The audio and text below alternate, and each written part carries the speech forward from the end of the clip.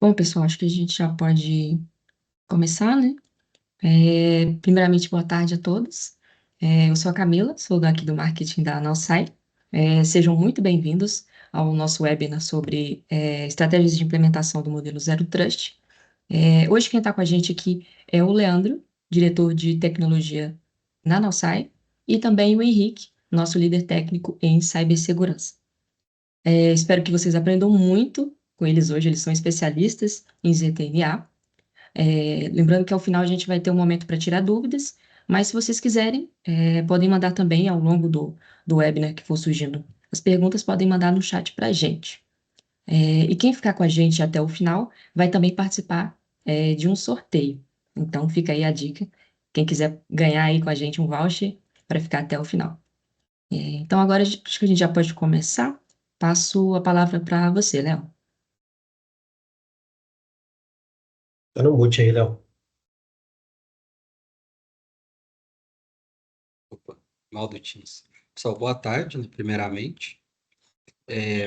A ideia aqui, né, a gente falar um pouquinho aí da estratégia de implementação, né, do modelo de Zero Trust, né, focado aí no que a gente fala de Zero Trust aplicado ao acesso à rede, né, vai ficar um pouco mais claro esse conceito um pouquinho mais à frente. Então, a gente está falando da tecnologia de ZTNA, né, porque quando a gente fala de Zero Trust, vocês vão perceber que a estratégia de Zero Trust, ela não é aplicável somente aí ao acesso à rede, né, mas eu posso falar do acesso a dado, acesso à aplicação, né? Então, eu falo que o Zero Trust ele é muito uma estratégia, né, do que uma tecnologia em si. Obviamente que a gente depende da tecnologia para aplicar a estratégia, tá? E hoje a gente vai focar muito, né, nessa implementação do modelo de Zero Trust, né, através do ZTNA, focado aí em entender como uma tecnologia de ZTNA, né, ele supera aí as vulnerabilidades do acesso remoto, né? Ou seja, é o ponto mais clássico aí que hoje a gente escuta no mercado, né? Ou seja, como que eu utilizo uma tecnologia de ZTNA em substituição à clássica VPN, tá? Então a gente vai trazer alguns pontos aqui, né, que a gente vai elucidar as vulnerabilidades aí que uma VPN tradicional possui, né, e como uma estratégia de implementação de uma arquitetura, né, e um modelo aí de Zero Trust, né, através do ZTNA, ele consegue lidar com essas vulnerabilidades, né, e trazer mais segurança para esse acesso remoto. Eu não sei quem, acho que alguns de vocês aí, pelo que eu estou vendo, já participaram de outros webinars nossos, né? A gente usa pouco slide aqui. A ideia aqui é trazer alguns slides só para vocês entenderem alguns pontos fundamentais aqui, né? E depois eu vou passar para um quadro branco aqui, né? Que eu desenhei algumas arquiteturas só para discutir alguns pontos de referência, né? Para vocês entenderem o conceito aí de ZTNA e depois na prática ali o Henrique vai conduzir uma demonstração, né, no ambiente ali real de ZTNA rodando aí as aplicações, algumas aplicações, né, que estão aí dentro de uma arquitetura de Zero Trust, tá? Aí, se ficarem em dúvida, pode ficar à vontade para mandar aí no chat, né, que no final, assim que a gente tiver algumas pausas aqui, a gente vai lendo as dúvidas aí, né, e complementando aqui, respondendo ao vivo. Compartilhar minha tela.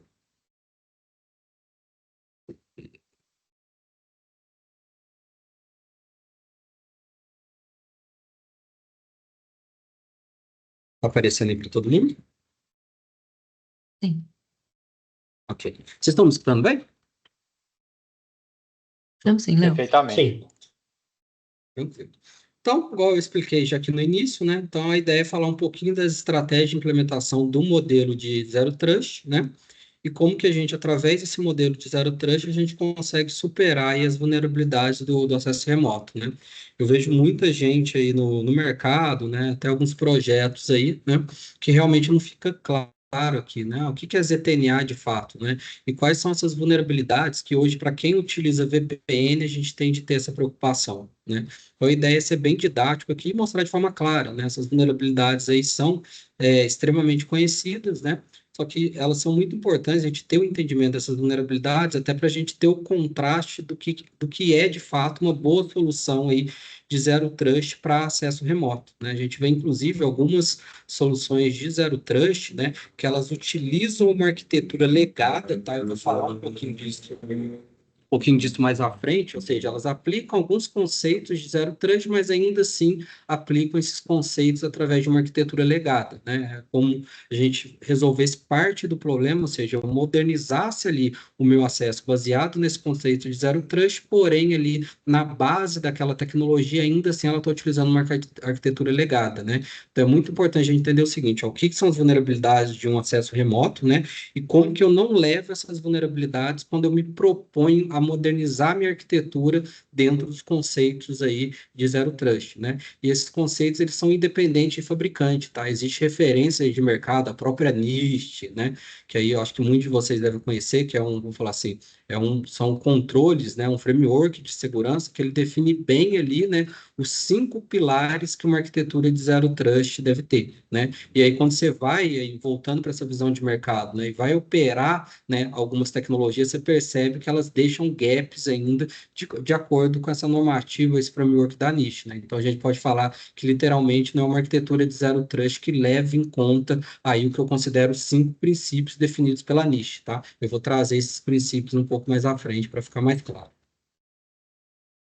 Então, o problema que hoje que a gente tem de lidar, né, com essa visão aí de quando a gente fala das vulnerabilidades de um acesso remoto, né, eu divido basicamente aí esse problema em 3 pilares, né, que está ligado diretamente como o time de segurança, né, ele deve lidar aí, né, com ameaças que estão em constante transformação, porém ele tem na mão ali uma rede legada, né? É aquele ponto que eu sempre trago, né? Quando a gente olha para um ataque cibernético, o atacante ali, né, que ele está ali numa campanha, né, explorando uma vulnerabilidade de VPN ou tentando invadir a empresa ali através de um acesso remoto, ele está utilizando ali técnicas, né, táticas e procedimentos de ponta, né?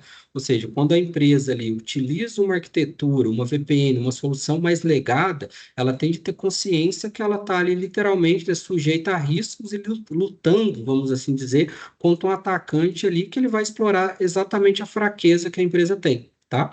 E aí a gente tem 3 pilares aqui, né, que são informações clássicas aqui, né, que basicamente estão aí na maioria das apresentações, né? Então a gente está lidando aí com um volume cada vez maior de ameaças, né? Essas ameaças estão cada vez mais sofisticadas, né? E o tempo médio hoje que uma empresa tem para detectar um ataque, né, uma violação, ele é igual ou superior a 280 dias, ou seja, né, uma empresa ela já foi invadida, o atacante ele está ali, né, fazendo uma movimentação lateral, uma exfiltração de dados, a empresa não tem os mecanismos ou a tecnologia suficiente para identificar aquilo, né? Então é um ponto extremamente problemático, né? Vocês vão ver que dentro de uma arquitetura de Zero Trust, né, a gente minimiza muito esse risco, né, de um atacante ele chegar ali através, abre aspas, da VPN ou desse acesso remoto e a gente não ter uma visibilidade, né? Ou ele chegar e ele ter um acesso amplo à rede, tá? Outro ponto, né, que é uma preocupação, né? É uma visão geral de mercado. A maioria dos analistas de segurança, né? Os analistas de TI, eles entendem ali que a segurança de rede legada é um convite à violação, né? Ou seja, eu estou com uma arquitetura legada ali, no exemplo que eu dei anterior, e os atacantes eles entendem isso e vão utilizar, né, brechas dessa arquitetura legada, que são inerentes à própria arquitetura, não tem como eu remover, né? Se fosse simples, opa, eu estou com uma VPN agora, eu vou remover essa vulnerabilidade da VPN. Não tem como, porque é inerente à arquitetura. A mesma coisa de eu falar o seguinte: a vulnerabilidade do carro é a roda. Tem como eu remover a roda do carro? Não tem, né? Eu preciso da roda do carro para rodar. É a mesma lógica da VPN. Então, tem componentes da VPN que eles são intrínsecos à arquitetura, porém, eles oferecem uma vulnerabilidade, né? Como que eu resolvo isso? Simplesmente, eu tenho de mudar de tecnologia. Essa é a proposta aí de um ZTNA, né? E um dado também, né, que 72% dos times, né, de segurança de TI estão preocupados que as VPNs comprometem sua segurança. Literalmente é uma porta de entrada, né? E quando a gente toma consciência disso, que a gente começa a entender o risco aí que a gente está sujeito devido, né, a essa nova perspectiva aí de como os ataques são elaborados, né? E outros pontos, né, que uma VPN tradicional, né, uma arquitetura mais tradicional aí de VPN, né, ela introduz pontos cegos na rede. Então, é muito complexo você administrar VPN, né? Então, para quem é mais técnico aí, você tem toda a questão de ACL, você tem toda a questão de roteamento que você tem de fazer aí dos túneis de VPN, seja uma VPN que a gente chama client to server, né? Ou seja, tem um agente instalado na máquina do usuário, ou uma VPN mais tradicional de site to site, né? E aí tem um ponto, né, que 80% dos ataques usam canais criptografados, né? Ou seja, além de eu lidar com toda essa complexidade da VPN, né, esse ataque ainda ele utiliza aí, né, criptografia para se tornar mais evasivo aí dentro de um monitoramento ou de uma perspectiva de identificação desse ataque. E aí a gente cai, né, que eu divido em 4 etapas de uma ameaça cibernética e como um ataque de ransomware, um ataque cibernético, aí ele ocorre, tá? E a gente vai olhar bem na perspectiva realmente de uma arquitetura mais tradicional. Então, acredito aí que quem trabalha com TI há mais tempo, né? Vou falar assim, eu vi muito dessa parte aí de conectividade de network. Isso aqui é um cenário clássico de uma empresa pequena, média e grande, né? Eu acho que toda empresa, ela tem esse cenário. O que vai mudar aqui vamos falar assim, a superfície de ataque, ou seja, quanto mais filiais, mais conexão com a nuvem, né, dentro de uma arquitetura tradicional, mais risco aquela empresa está agregando dentro daquela arquitetura ali de rede, né? Então, dentro de uma arquitetura tradicional, o que que a gente tem, né? A gente tem o Fire, né, que geralmente ele está protegendo ali o data center e a matriz, né? Quando uma empresa aí, ela tem uma capilaridade, né? Ela conecta esse ponto central, né?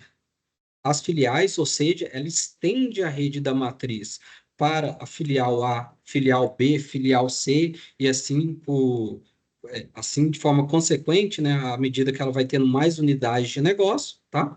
E aí, o que que ela faz?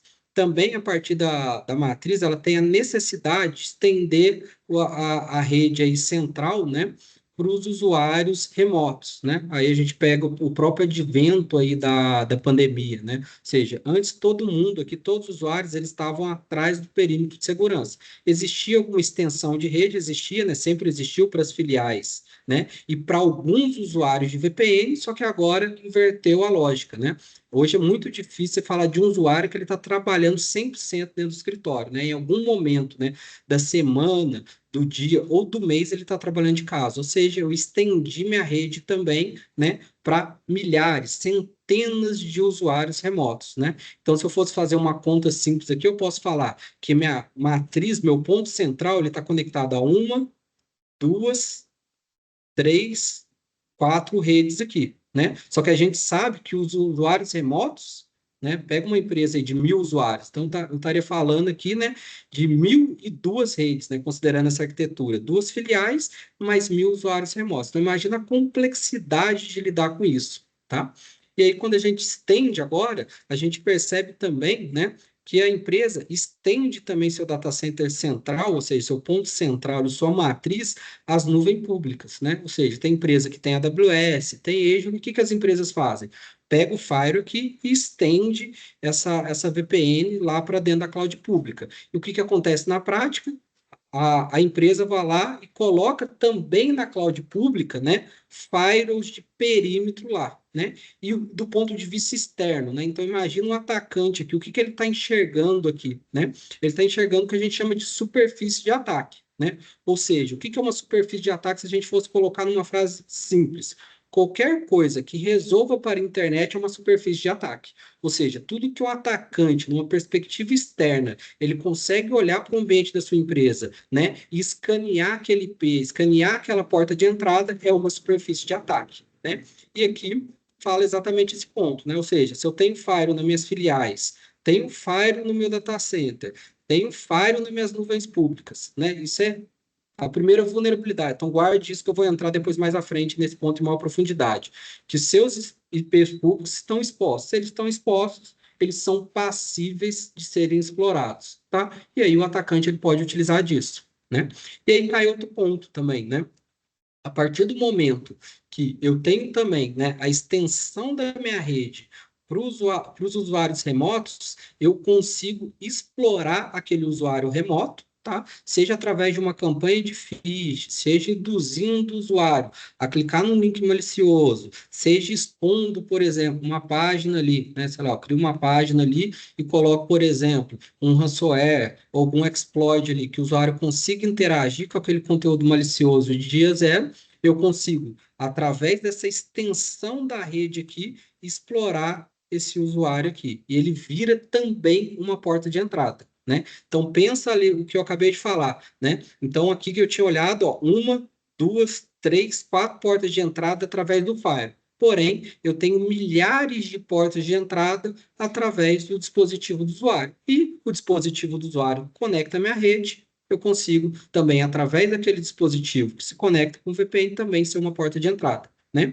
E qual que é o problema dessa arquitetura tradicional de VPN? Ela me permite uma movimentação lateral, né? Ou seja, uma vez dentro da rede, ali, eu infectei aquela máquina, eu consigo me mover lateralmente para qualquer parte da rede, né? Então, a analogia que eu sempre trago, né, é como entrar em uma rodovia de São Paulo, Rio de Janeiro, sem semáforos, ou seja, eu não tenho pontos ali, né, que minimizem ou não me permitam ali mover lateralmente. Né? Ou seja, uma arquitetura geralmente de firewall, né, ela funciona como ponte, né? Então eu consigo mover ali, né, de uma máquina de usuário para dentro do data center para filial, da filial para a nuvem aqui, né? Porque a própria arquitetura do Fire, dada a complexidade de administração, de lidar com a CX, ela é mais permissiva, né? E igual você viu, né? Não tem, por exemplo, também como eu colocar um Fire na nuvem e não deixar o IP dele exposto, né? O exemplo que eu falei,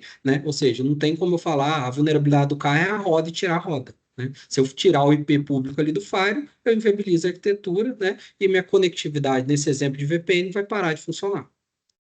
Né? E aí a gente cai no problema, né? A partir do momento que o atacante ele está dentro do ambiente, né? Ele consegue ali, com calma e estratégia, né? Implementar um ataque ali. Pode ser desde um ataque que ele não vai causar um impacto imediato, ou seja, ele não está interessado ali no primeiro momento criptografar os arquivos. O que ele quer fazer? Ele quer de forma silenciosa, né? Fazer essa filtração dos dados. Então, ao longo de semanas, meses, ele pega ali e vai mandando o dado para fora. Né? E aí, um belo dia, ele divulga isso. Opa, empresa XPTO, eu consegui fazer uma filtração de 1 TB de dados, né? E agora eu tenho seus dados sensíveis. Ou ele pode ali realmente infringir um impacto, né? Que vai ali, por exemplo, na camada de data center, criptografa ali os arquivos, criptografa os servidores e causa uma indisponibilidade, tá? E aí, como que ele entrou? Aí cai no ponto, né? Uma das portas de entrada pode ser exatamente a VPN, né? Nessa fragilidade de fornecer esses acessos remotos. Né? Então, a gente fala, né, o nome técnico disso, que a segurança nessa arquitetura mais tradicional é uma segurança baseada em perímetro. Né? E aí, na própria explicação, você viu que ela não é mais eficaz, ou seja, eu falo que é o calcanhar de Aquiles, né? O mesmo dispositivo que oferece segurança é o mesmo dispositivo ou a mesma arquitetura que pode ser uma porta de entrada. Qual que é a diferença de uma arquitetura zero trust, tá? Eu vou aprofundar um pouquinho mais sobre essa arquitetura, mas eu gosto muito de usar analogia, né? Então, a arquitetura de Firewall, né? A gente pode falar que é uma ponte, que ela estabelece uma conexão leste-oeste e norte-sul, tá? Já uma arquitetura de ZTNA, vocês vão ver que ela não trabalha ali dentro de uma perspectiva de rede, eu não tenho de lidar com roteamento, né? Eu tenho de lidar com o conceito de microsegmentação. Então, a analogia mais próxima que a gente pode ter disso é falar que o ZTNA é uma central telefônica, né? Então, se a gente pega uma central telefônica dentro do conceito de central telefônica, né, a gente liga para um ponto central e fala, ó, eu sou o Leandro, eu quero conversar com o Pedro. E aí a telefonista vai lá e me conecta com o Pedro. E morreu, está estabelecida uma conexão ponta a ponta, né? Então, o ZTNA ele trabalha com a mesma lógica, ele não conecta a rede, ele conecta o usuário a aplicação que ele precisa, tá? Dentro do conceito de microsegmentação. Ou seja, se eu não estou conectado à rede, eu não tenho como fazer uma movimentação lateral, porque a minha conexão ali ela está estritamente ligada àquilo que eu preciso.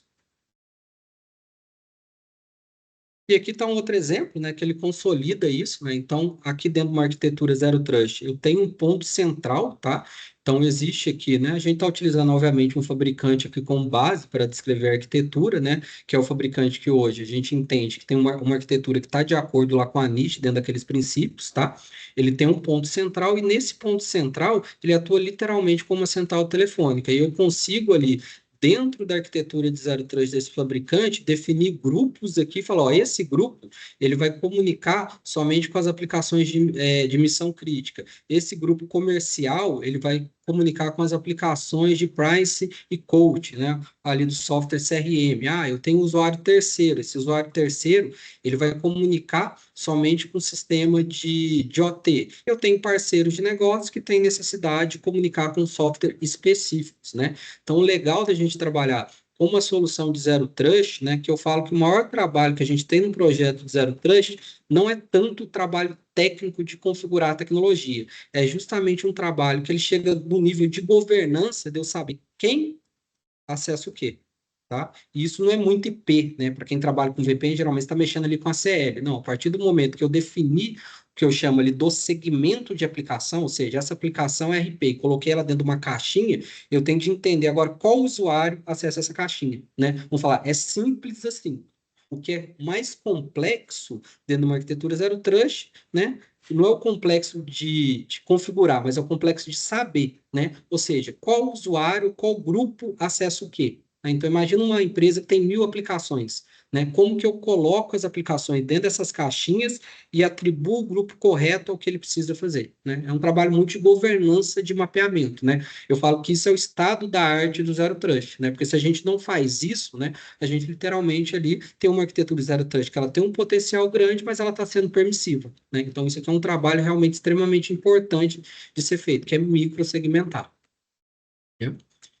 E aí, quando a gente fala, né, ou seja, como que o usuário, né, ou aplicação, né, um sistema IoT, né, um ponto bem legal, a gente fala muito de usuário, tá? Não vai ser o foco aqui. Mas quando eu falo de uma arquitetura de Zero Trust, eu posso conectar dispositivos IoT, mobile, laptop ou aplicação dentro da estratégia Zero Trust, tá? Então, isso é muito legal. Então, imagina que lá na frente eu quero falar o seguinte, eu tenho uma aplicação na AWS, uma aplicação no Edge. Não é usuário, mas eu quero que essas aplicações comuniquem. Eu posso fazer que essas aplicações comuniquem dentro de uma estratégia Zero Trust. Tá? Obviamente que eu não vou aprofundar nisso, né? Só para justificar que aqui eu tenho mais itens. Aqui eu estou focando muito no usuário, ou seja, um usuário que ele pode estar usando um laptop ou um dispositivo mobile, ele quer chegar lá no meu data center. Só que para me chegar no meu data center, vocês vão ver que aí a gente começa a diferenciar de um cenário de VPN, né? Primeiro ponto, eu tenho de validar quem é o usuário, né? Ou seja, eu valido a identidade do usuário.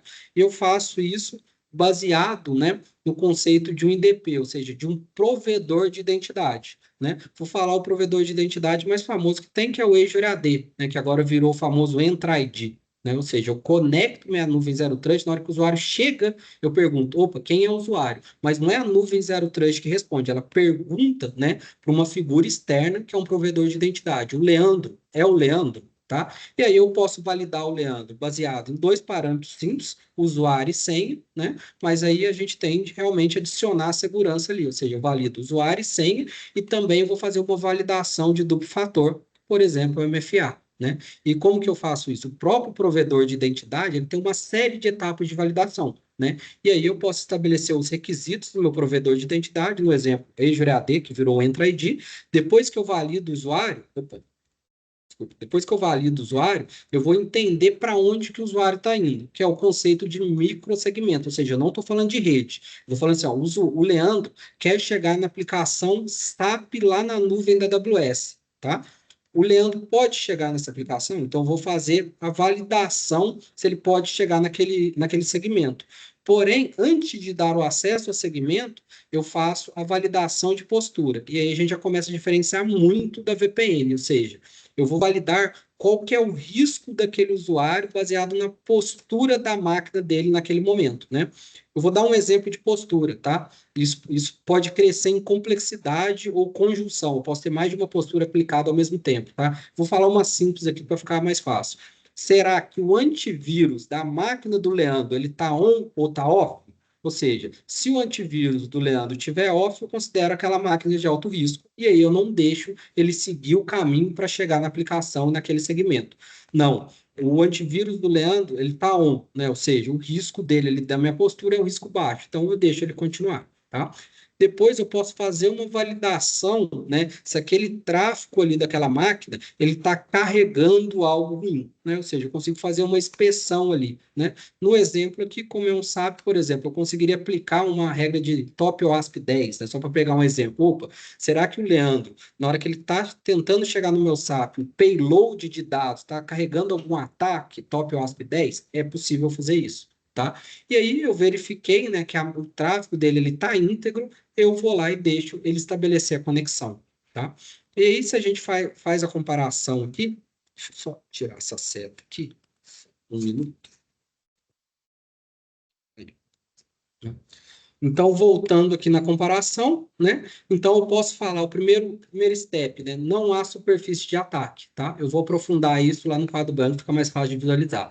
Também não permita movimentação lateral, foi aquele ponto que eu falei, eu não estou dando acesso ao usuário à rede, mas à aplicação, tá? Então, ele não tem acesso à rede. Então, são os dois primeiros pontos aqui de compliance, né? Na hora que a gente vai lá no nicho, ele fala exatamente isso, ó, não pode ter superfície de ataque, e a arquitetura ela tem de ser, ela tem que estar em consonância com redução de risco de movimentação lateral, tá? Ela tem de agregar aí uma etapa, né? Ou seja, eu tenho de ter uma camada de proteção cibernética, né? Para me proteger aqueles dados. Foi o exemplo que eu dei agora. Eu consigo aplicar algo ali dentro do túnel ali ou do caminho ali da minha arquitetura de Zero Trust para verificar aquele tráfego. Tá? Eu consigo ter uma política dinâmica baseada em risco, ou seja, eu dei acesso para o usuário ali porque o antivírus dele estava on. Imagina que ele estabeleceu aquele acesso, ou seja, ele está acessando o SAP aqui, mas em algum momento a postura de segurança dele mudou. Se a postura dele de segurança mudou, o risco ali dele pode ter aumentado. Ou seja, eu posso bloquear ele a partir do momento que eu identifiquei que houve uma alteração daquela postura. Ou seja, minha política não é fixa, ela é dinâmica, né? Para quem conhece VPN sabe, eu estabeleci uma série, ele acabou. Não tem como eu ali ou o Fire ele ter essa capacidade de identificar, opa, algo mudou aqui na minha CL, deixa eu cortar esse acesso. Não existe isso. A CL geralmente, né, ela é uma CL fixa ali, tá? E a gente fala também que não existe conexões, né, de passagem, né? O que significa isso na prática? A partir do momento que eu estabeleci um conceito ali de microsegmentação, aquela conexão ali está fechada, né? Geralmente, numa arquitetura de firewall ali, né, até no modo que ele analisa os pacotes, pode ser que ele, aí eu não vou adentrar muito tecnicamente, né, seria um outro ponto, até falar de arquitetura de firewall, mas pode ser que em algum momento ali da arquitetura ele não faça validação full dos pacotes, ele faça por amostragem, tá? Dentro de uma arquitetura Zero Trust não existe isso. Literalmente, se eu mandei 1.000 pacotes da origem para o destino, eu tenho literalmente analisar esses 1.000 pacotes. Já numa arquitetura de Firewall, né, ele tem esse conceito de pass-through. Então, ele pode analisar, sei lá, o pacote 1, o pacote 10 e o pacote 20. E por amostragem, ele falou, opa, não tem risco aqui, deixa passar. Mas se existir uma ameaça, por exemplo, no pacote 19, ele não viu, porque ele fez por amostragem, tá? Então, uma arquitetura de Zero Trust, literalmente, tem que fazer a validação de 1.000 pacotes se for enviado 1.000 pacotes, tá? Gente, alguma dúvida até aqui? Ponderação aí no chat? Henrique, se puder olhar aí para mim, se tem alguma coisa? Eu já vou aqui para o quadro branco. Tô de olho aqui, por enquanto, nenhuma. Pessoal, se tiver dúvida, podem enviar no chat aí que a gente responde ou levantar a mão. Bom, vamos lá. Uma coisa que eu sempre falo, né, com os clientes é o seguinte: hoje eu sou fornecedor, né? Então, mas eu já fui cliente também, né? E eu sempre gostava muito de utilizar o seguinte: o que que eu estou validando e o que que eu quero, né? Tem que seguir um princípio, né? Por isso que eu falei, hoje a gente está utilizando o Zscaler, mas entenda, né? Esses princípios aqui do que é Zero Trust é independente de fabricante, né? Então a gente vê muita tecnologia que fala que é Zero Trust, só que na hora que a gente vai em requisito técnico, ela tem uma microsegmentação, você vai ver que o negócio não tem bem uma microsegmentação. Tá? Ela trabalha com princípio zero, você vai ver que não trabalha bem com princípio zero, né? Então, quando a gente fala de um modelo de Zero Trust, né, que é exatamente uma abordagem de segurança que assume que a ameaça pode estar presente tanto dentro quanto fora da rede, ela deve se basear em 5 pilares fundamentais, que é verificação contínua, né, foi o exemplo que eu acabei de utilizar, ou seja, a todo momento eu tenho de estar validando aquele tráfego para garantir que aquele tráfego está íntegro, ou seja, não houve uma mudança ali de postura a partir do momento que eu considerei ele confiável, mas em algum momento ele pode se tornar não confiável. E como que eu consigo saber isso? Uma validação de postura constante, tá? Eu tenho de aplicar o princípio de menor privilégio. Isso é um princípio clássico, né? O que que é o princípio de menor privilégio, né? Ou seja, eu vou dar acesso ao usuário somente ao que ele precisa, né? Lembra que eu falei? Ou seja, o usuário precisa de um acesso à aplicação. Faz sentido eu dar acesso à rede toda? Né? Geralmente, numa VPN, ele é muito mais permissivo. Né? Quando eu faço uma CL ali, geralmente se dá um acesso ali muito mais do que o usuário precisa. E geralmente esse acesso é a rede. Né? Você vai ver que dentro de uma arquitetura de Zero Trust, eu pego o usuário e dou acesso somente a uma aplicação. Né? Ou seja, o princípio de menor privilégio. Tá? O controle de acesso ele tem que ser dinâmico e baseado em contexto. Foi o exemplo que eu dei também, né? Ou seja, dei um acesso ao usuário. Se esse acesso mudou de contexto, ou seja, o usuário tinha um antivírus ligado, ele desligou esse antivírus, mudou o contexto. Se mudou o contexto, a política muda, porque ela tem uma capacidade de se adequar, ela é dinâmica, tá? O monitoramento tem que ser constante, né? Ou seja, a plataforma de Zero Touch, ela tem de me dar informações ali que me permitem monitorar e entender esse contexto desse acesso. Tanto na perspectiva da aplicação, ou seja, eu abri lá, seja fornecedor qual for, eu tenho de conseguir ter um log ali que ele tenha consistência. Origem, destino, o que ele acessou, qual segmento ele acessou, e também, né, isso é bem óbvio, eu tenho de conseguir externalizar esses logs. Por quê?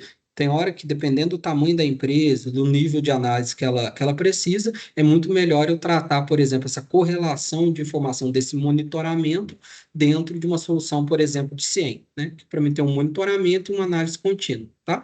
E o próprio conceito de microsegmentação, né? Eu tenho de ter a capacidade de falar o seguinte: o Leandro só acessa a aplicação app01 e acabou. Isso é microsegmentação, né? Eu tenho de chegar na menor unidade ali possível para microsegmentar aquele acesso, né? E não permitir, por exemplo, que o usuário Leandro acesse várias aplicações aí, tá? Então, esses aqui são 5 pilares que, dentro de uma estratégia de Zero Trust, eu tenho de levar em consideração. Por que eu falo pilares? Olha aqui, eu posso aplicar o modelo de Zero Trust, né, a outras camadas tecnológicas aí, tá? Aí hoje todo mundo, hoje eu vou falar, é o nome mais bonito que a gente escuta falar, ZTNA, ZTNA, ZTNA, né? Eu já escutei, inclusive, cliente falando o seguinte: eu quero Zero Trust, né? Mas você quer Zero Trust para quê?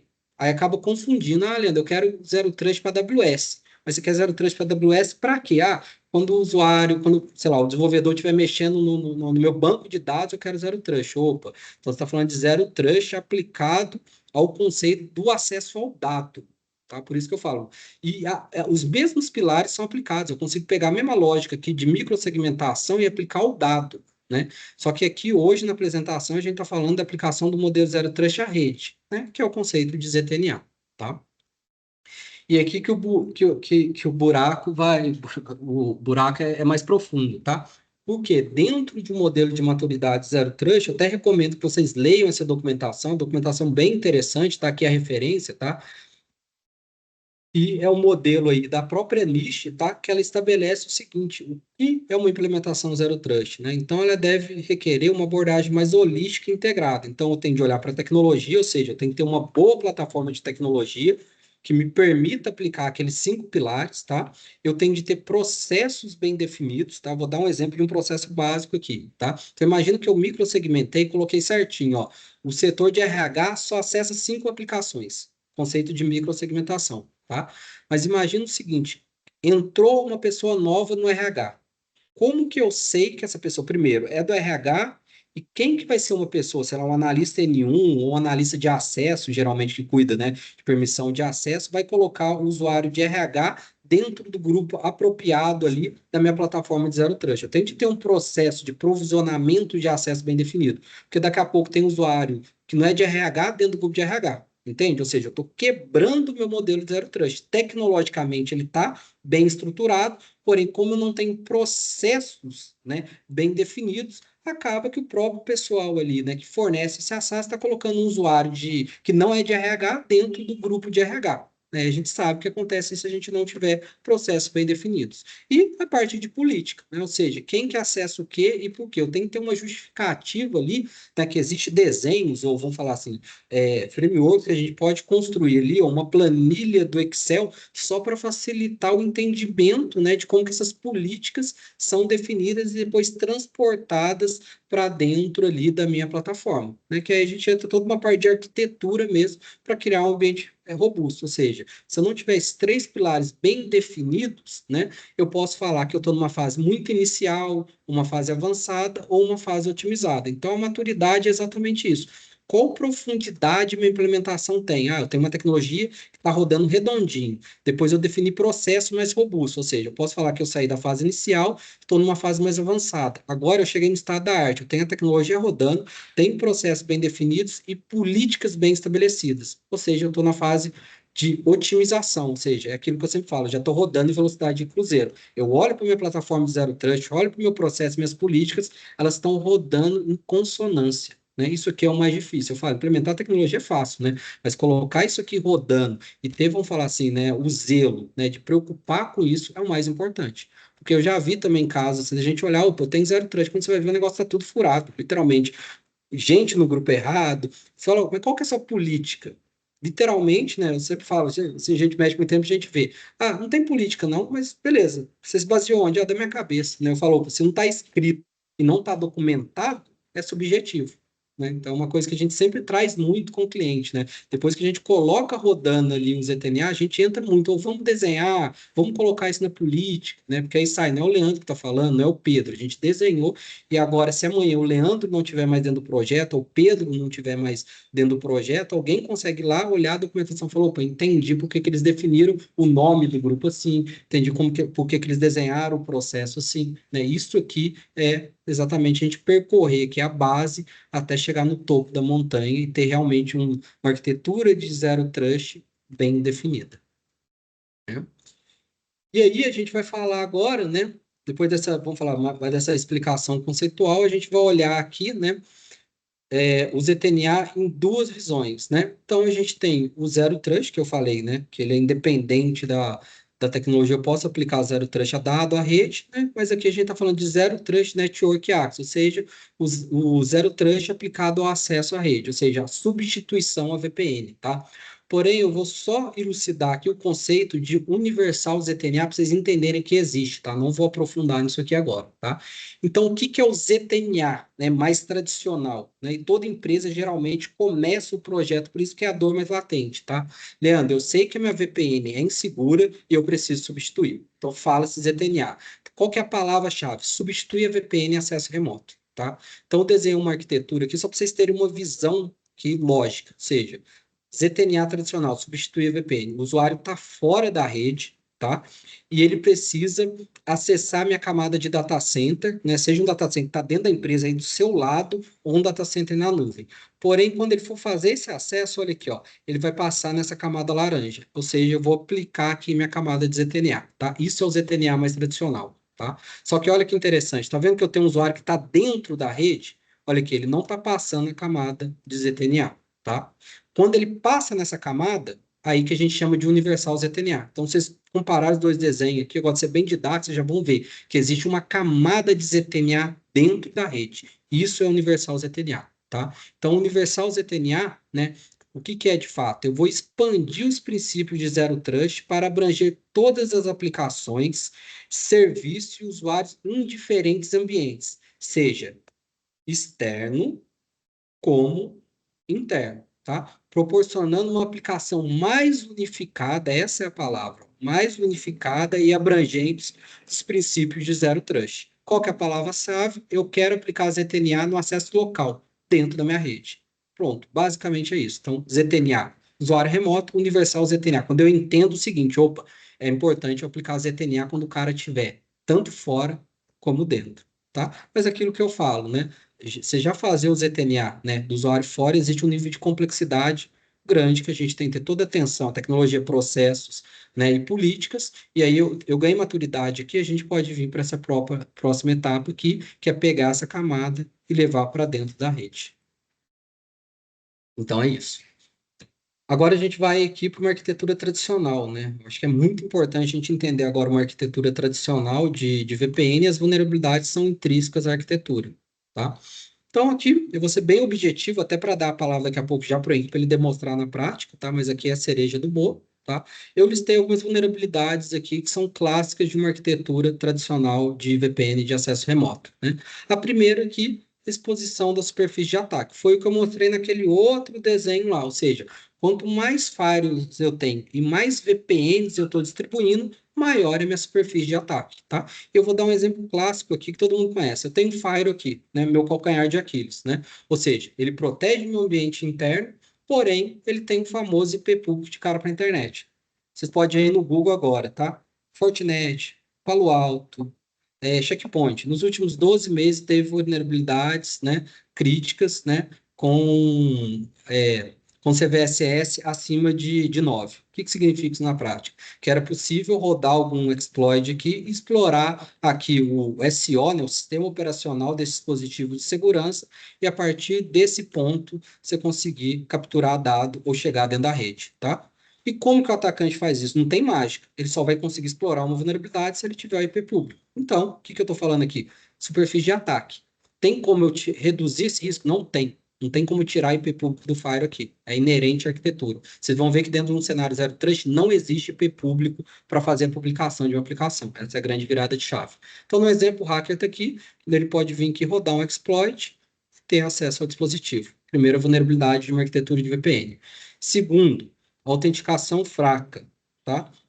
Eu te falo assim, 90% dos clientes que eu pego com cenário de VPN de Firewall tá uma autenticação básica, usuário e senha, né? E aí tem uns que é mais problemático ainda, né? Tem algumas arquiteturas que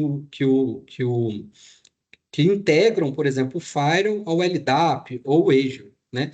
Mas, em grande maioria, ainda a gente vê o usuário e senha do cara de VPN criado dentro do próprio Firewall. E eu não preciso nem falar, né? Se o cara consegue rodar um exploit aqui e ter acesso aqui, ele pode ter acesso às credenciais da galera de VPN toda, né? Aí, acabou. Ele zerou o jogo aqui e tem acesso a VPN, tá? Então, é bem complexo, né? Se fazer essa integração aqui com o Firewall, né, e definir níveis de autenticação mais fortes e utilizar essa autenticação para validação, né? Geralmente a autenticação é utilizada ali, loguei na VPN, acabou ali e vida que segue, né? Vocês vão ver lá no ZTNA, eu revalido essa autenticação sempre, porque ela faz parte do meu parâmetro de postura, tá? Outro ponto, a confiança é implícita na rede interna. O que eu estou falando? O usuário estabeleceu essa conexão VPN aqui, acabou, a segurança está estabelecida. Então, imagino que ele estabeleceu essa conexão VPN e depois ele desativou o antivírus, né? Sei lá, um hacker acessou a máquina dele e conseguiu dar um bypass e desativar o antivírus. Acabou, né? Porque essa VPN não vai cair por isso, né? Isso que é confiança implícita, ou seja, estabelecer a confiança, vida que segue. Nada que muda de parâmetro na máquina do usuário vai quebrar essa confiança implícita. Ela já está estabelecida ali. Diferente do ZTNA. Lembra? Desativei o antivírus, eu posso quebrar essa confiança. Tá? Risco de dispositivos comprometidos está diretamente ligado, ou seja, o dispositivo ali estabeleceu o VPN, ele está comprometido, a ameaça ela pode fluir aqui por dentro do túnel e mover lateralmente para dentro do meu ambiente, tá? Performance e experiência, né? Acho que quem tem ZTNA rodando aí, né? A gente vê isso na prática, eu até brinco que para a gente é meio mágica como isso funciona, tá? Tem, obviamente, uma justificativa técnica, porque geralmente uma VPN, ela utiliza alguns protocolos mais pesados ali, tá? E, obviamente, aqui você depende muito do processamento do Firewall aqui. Né? A lógica que eu sempre falo é o seguinte, né? Eu tenho um notebook, sei lá, Pentium, sei lá, X e Core i7, né? Eu peguei lá ali um Photoshop para rodar de última geração, que gera imagem via AI, através de prompt lá dentro do Photoshop, aí minha máquina vai agachar, ponto. É a mesma lógica aqui, né? Ou seja, a partir do momento que eu estou utilizando esse Fire, conectando mais usuário, mais túnel VPN, é mais criptografia que o Fire está tendo de lidar aqui, ou seja, mais túnel de VPN. Geralmente, quando eu estou trabalhando aqui com uma arquitetura de Zero Trust, eu posso falar de Zscaler, né? Eu jogo essa responsabilidade para dentro da Zscaler. Então, geralmente, o que eu cobro da Zscaler é SLA. Né? Ela tem de garantir que aquilo rode dentro de uma performance baseada em SLA. Né? E o que a gente vê na prática, que muitos clientes realmente falam, opa, a performance aqui, os usuários estão elogiando que a performance melhorou. Por quê? A Zscaler, além dela lidar com essa complexidade aqui, né, de CPU e memória, que eu não preciso preocupar mais, porque isso roda em nuvem, tá? Ela utiliza aqui, né, cifras de criptografia muito mais moderna, que na prática ali, né, adicionam menos, nome técnico disso é overhead ali, né, no estabelecimento desses microtúneis, tá? E manutenção e gestão de acesso, tá? Aí eu teria de aprofundar muito aqui, mas basicamente eu não tenho de mexer com rota. Basicamente o que eu tenho de falar é o seguinte, ó, essa aplicação que eu vou publicar, esse usuário acessa essa aplicação. Ah, Leandro, mas como que ele acessa, o IP acessa isso? Não me preocupo com isso. Isso aí por debaixo dos panos sendo técnico, e tem VXLAN rodando para quem é de rede, mas a própria nuvem se vira com isso. Então facilita muito. Eu vou ter de olhar basicamente alto nível ali quem que acessa o quê. Isso é maravilhoso para quem mexe com VPN, sabe? Não, tem 20, 30 filiais ali, 1.000 usuários. Não, mexer com isso no VPN literalmente é um caos na Terra, né? Tem gente que fica por conta, né? Dependendo do tamanho da empresa, tem cara que fica por conta de ficar mexendo em VPN e regra de file. Aqui não, né? Aqui é bem mais alto nível, simplifica muito a gestão. Tá? E aí, se a gente vai agora aqui na prática, né? Então, como que funciona esses pontos aqui, tá? Eu vou bater exatamente ali nas dores, tá? Vou ser bem objetivo pro Henrique passar aqui. Exposição da superfície de ataque. Dentro de uma arquitetura Zero Trust, eu não posso ter isso, ou seja, eu tenho de eliminar esse ponto de falha. Como que eu faço dentro de uma arquitetura moderna, tá? Eu tenho um conceito aqui, tá? Eu coloquei a AWS, mas não importa, tá? AWS, Azure, eu consigo manter minha arquitetura de forma concisa, tá? Porque eu tenho uma camada central que vai processar essas políticas em nuvem, tá? E a gente trabalha com o conceito aqui de App Connect. Deixa eu pegar meu hacker aqui e colocar ele aqui, tá? Então, meu hacker está aqui, tá? E é o seguinte, agora o hacker aqui, ele vai explorar o meu acesso remoto. Não tem como, tá? Porque dentro de uma arquitetura Zero Trust, eu não tenho IP para chegar nesse cara aqui, porque toda conexão é somente de saída, né? Ou seja, a conexão é outbound. Não existe o que o cara explorar, rodar exploit ou ter visibilidade de IP. Ou seja, eu já resolvi esse primeiro problema aqui. Não existe exposição em superfície de ataque, tá? Porque não há IP público aqui. Literalmente, né, a gente tem uma conexão reversa, ou seja, a conexão para publicar a aplicação é sempre de dentro para fora. Ou seja, não há o que entrar aqui, ou esse carinha aqui ter visibilidade das minhas appliances ou dos meus conectores aqui de Zero Trust, tá? Ponto. Segundo, né, dentro da arquitetura aqui, autenticação fraca, tá? Aí eu vou falar de como a autenticação funciona, tá? Ou seja, eu trabalho com IDP, né? E aí eu não vou aprofundar, porque aí vocês vão falar, seria uma aula só para falar de IDP, né? Mas aqui com IDP, que é a minha aplicação de Zero Trust, eu consigo conectar no meu provedor de identidade e toda a regra lógica de provedor de identidade eu consigo aplicar. Desde validar basicamente usuário e senha, aplicar MFA ou, por exemplo, se eu estiver trabalhando com Entra ID, né, não sei se vocês conhecem o trabalho, eu consigo aplicar geolocalização, né? Então, olha que interessante. Toda a camada de segurança para validar o usuário, eu consigo herdar ou, basicamente, né, utilizar toda a lógica do meu provedor de identidade para validar esse usuário, que vai além de usuário sem credencial. Pode ser usuário sem credencial, duplo fator de autenticação e geolocalização. Tá? Então, eu inverto a regra do jogo, né? E adiciono muito mais segurança nessa validação. Tá? E aí eu resolvo todos os meus problemas de autenticação fraca e com facilidade, tá? Porque essas soluções de Zero Trust, né, que atendem esses requisitos, ela já tem integração nativa com os maiores provedores de identidade, Ping, Okta, Azure AD e outros, tá?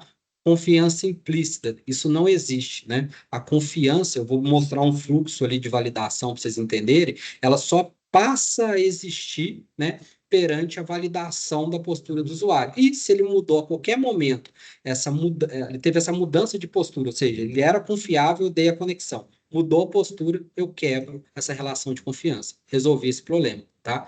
Risco de dispositivos comprometidos, né?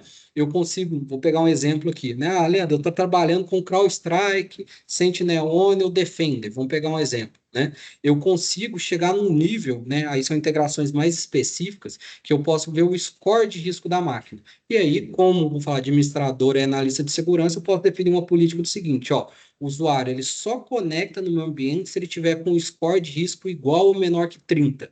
Se ele tiver com um score de risco igual ou maior que isso, ele vai tomar deny, porque eu considero esse dispositivo de alto risco, que ele está com algum comprometimento. Aí eu vou ver literalmente lá no log, ó, esse dispositivo ele tomou deny porque ele está com um score igual ou maior que 30. Quem que deu esse score? A própria solução de endpoint, ou seja, eu consigo ter consciência do risco do endpoint baseado, né, na própria solução de antivírus DDR dele, para evitar que um dispositivo com risco / comprometimento acesse meu ambiente. Consigo fazer isso VPN? Não.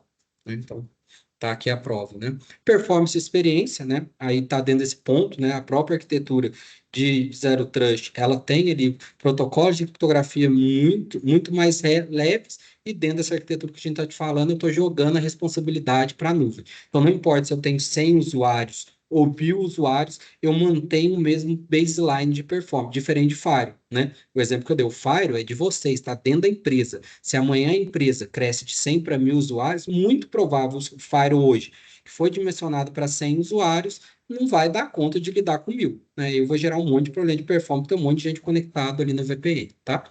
E manutenção e gestão de acesso, o Henrique vai mostrar, né? Aqui eu não consigo mostrar de forma didática, mas você vai ver ali que é muito mais fácil você administrar, porque é uma regra ali de alto nível. Não tem um monte de IP, um monte de porta para mexer. Eu basicamente amarro o usuário ao microsegmento que ele deve acessar. Gente, alguma dúvida até aqui? Aqui. Show. Sinal que eu sou didático, tá? Quando ninguém pergunta, vocês não estão entendendo, eu sempre brinco, eu não estou entendendo nada, ou eu sou muito didático aqui para explicar.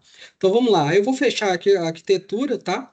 Para vocês terem a visualização aqui. Então, na prática, o Henrique vai mostrar um ambiente que está exatamente aqui, tá? E o que eu, assim, eu sou meio fã de ZTNA, né? Porque realmente simplifica muito a vida, tá? Ou seja, não importa se você está na AWS, no Azure, tá? Simples. A gente vai colocar o que a gente chama de app connectors. Esse app connector vai estabelecer uma conexão de saída e vão publicar essa aplicação dentro da minha camada Zero Trust, tá? Tá vendo isso aqui que vocês estão vendo? Isso aqui é o conceito de microsegmento. Eu vou falar que uma aplicação, né, de forma didática, está dentro de uma caixinha, tá? Pronto, eu microsegmentei, tá? E a partir do momento que eu microsegmentei, eu vou fazer outro trabalho. Quem acessa essa caixinha e qual postura esse usuário tem para acessar essa caixinha, tá? Então, vamos pegar aqui no exemplo, né? Então, falei com o app02 aqui, ele responde por 2 IPs, ou seja, ele está dentro dessa caixinha aqui vermelha, isso aqui é um microsegmento, e agora, antes do Leandro acessar esse microsegmento, eu vou fazer o posture check, ou seja, eu validei quem que é o usuário lá na minha solução de DP, né? Aí aqui eu vou ser um pouco mais xiita, além do usuário.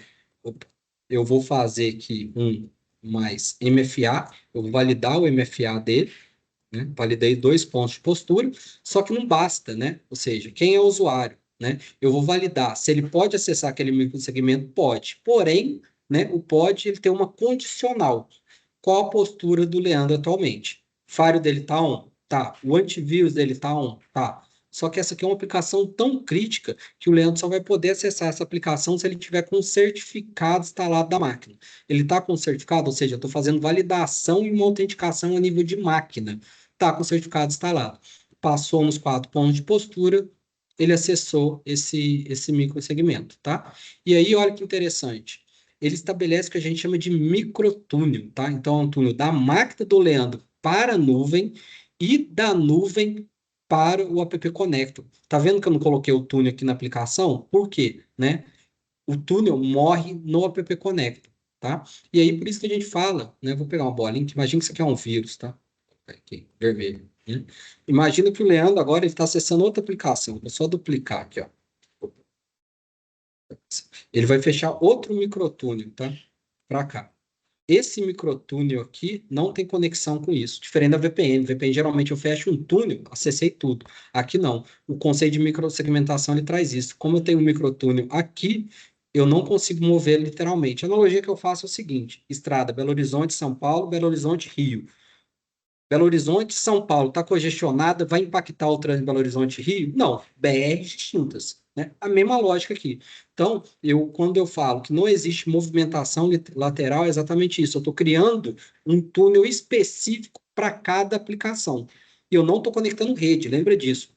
Leandro, app01, um microtúnel. Leandro, app02, outro microtúnel. Eu não tenho interconexão entre esses microtúneis. Por isso que não existe movimentação lateral. Hoje, na prática, e você pegar uma rede de Zero Trust, for tentar pingar, né, ou fazer algum teste de conectividade, você vai ver que existe um isolamento ali. Quem faz esse isolamento? O microtúnel e minha camada de Zero Trust na nuvem.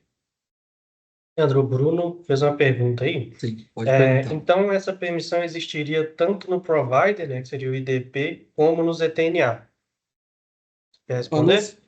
É, você entendeu a pergunta? Eu não entendi bem. sim. Ô, Bruno, se eu entendi o seguinte, a permissão de acesso à aplicação, né, a política de acesso, depois eu vou até mostrar a gente uma criada aqui para vocês entenderem, ela vai ficar aplicada dentro do Zscaler. mas o vínculo de acesso com o agente, com as aplicações, é com o seu IDP. O que isso quer dizer? O usuário precisa estar ativo lá no seu IDP. Então, o usuário, vamos supor que a gente tem uma sincronização com o Entra ID, né, o Azure AD. Esse usuário ele tem que estar ativo lá no Entra ID para ele aparecer, né, sincronizado aqui no portal do Zscaler. E, por exemplo, se a gente fizer uma política por grupo, só pode acessar, aqui inclusive o exemplo que eu vou mostrar é assim, só pode acessar determinado application segment o grupo do financeiro. E você tirou esse usuário do grupo financeiro, ele perde o acesso. Então, veja que a permissão está nos dois locais. Ela está lá aplicada dentro do portal do Zscaler para um grupo específico, mas também se o usuário não estiver dentro daquele grupo, ou se ele não estiver ativo no seu IDP, visto que o vínculo com o agente é com o seu IDP, o usuário também não vai conseguir acessar. Então, assim, a gente cria a política dentro do Zscaler, do portal do ZTNA, beleza? Mas a política, se ela tiver aplicada com algum atributo de identidade, um grupo, um usuário, ele tem que estar ativo e ele tem que estar configurado lá dentro do seu provedor. Olha se eu entendi certo e se era isso mesmo, se respondeu. Se puder responder aí. Não, a sincronização é basicamente uma configuração mesmo. Eu consigo até mostrar depois aqui. Você tem, por exemplo, o Entra ID, o Okta, o Ping, o Google Apps. Você vai configurar uma aplicação dentro do seu provedor de identidade e lá no portal do Zscaler você vai sincronizar o Zscaler com o seu provedor. E aí eles estão sincronizados via SAML. Então, tudo que você ajustar no seu provedor vai atualizar lá no portal do Zscaler. Os usuários vão aparecer de fato, os usuários, os grupos, vão aparecer lá dentro do portal do Zscaler, sincronizados através do seu IDP, via SAML, né? Então, você fez algum ajuste lá, tirou um usuário, adicionou um novo, automaticamente já vai cair aqui no portal. Por isso que é um pré-requisito de projeto, tá? Então, o seu provedor de identidade, ele tem que ter a possibilidade de fazer uma configuração via SAML. Então, Henrique, eu tenho aqui hoje só o servidor de AD. Aí a gente teria que vincular esse servidor seu num Entra ID da Microsoft, ou num Okta, ou em algum outro, que aí, a partir dessas outras aplicações, você vai conseguir fazer a sincronização via SAML. Perfeito, Henrique. Matou a dúvida, Bruno? Acho que sim. É só para a gente finalizar, para ir para a parte prática aqui, né? Então, aqui está um exemplo, né, de um posture check, tá vendo? Ele passou o usuário, o firewall dele está on, mas o antivírus está off. Ou seja, né, o mesmo usuário, vamos colocar o mesmo usuário, não, vou colocar aqui que é o Bruno, tá inspirado no Bruno aí, né? Ele foi acessar, tá vendo? O mesmo segmento aqui que o Leandro. Mas qual que é a grande diferença? Ó, ele tem uma postura aqui que não passou, o antivírus dele tá off, ele vai tomar deny. Né? E aí que cai o ponto também. Vocês vão perceber que o usuário sempre se mantém conectado, diferente da VPN, né? Ou seja, a conexão existe, só que ela existe para onde? Para a camada de zero trust, que é esse quadrado aqui, eu vou até colocar ali vermelho aqui. Essa conexão é sempre conectado, tá? Porém, só se estabelece a conexão para o app Connector, né? Que é aí continuar a aplicação, tá? Se ele passar na postura. E caso aconteça isso aqui, vou dar um exemplo, arrancar isso aqui, colocar isso aqui, o que vai acontecer? Ou seja, o Juliano estava permitido, ó, ele mudou a postura, olha aqui, tomou deny, sacou? Aí que é a grande virada de chave, né? E vocês estão percebendo, em momento nenhum eu fico falando de rede, IP, vocês vão ver que a configuração lá é tudo alto nível. Eu coloco o IP aqui, né, mais para facilitar, mas na configuração eu tenho que sempre de microsegmentar. Coloquei aqui a aplicação dentro de uma caixinha, acabou. Agora eu falo quem tem acesso a essa caixinha, que é o conceito de microsegmentação. Tá? E aí, só para a gente finalizar, tá? Vai estar lá. Então, aqui eu acho que eu passei todos os pontos, tá? Se não ficou claro aí esses pontos aqui, pode perguntar aí também, que a gente volta aqui rapidamente, tá? Ah, Leandro, mas como que o usuário acessa essa aplicação? Tá? Ele tem um cliente. Vou mostrar a cliente aqui da Zscaler, tá?